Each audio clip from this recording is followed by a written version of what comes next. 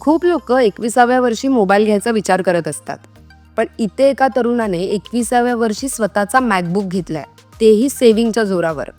ही कल्पना अफलातून आहे.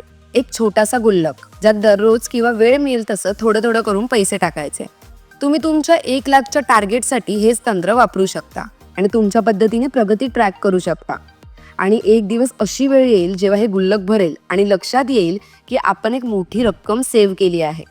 या चॅलेंजमुळे त्या व्यक्तीने जवळपास 1 लाख सेव्ह केले. त्यामुळे स्लो इंटरनेट कॅफेचं झंझट संपलं आणि अखेरीस आपला स्वतःचा मॅकबुक घेण्याचा आनंद त्याला मिळाला. आणि हो, स्वतःचे पैसे जमवून घेतलेल्या वस्तूची मजाच काही वेगळी असते.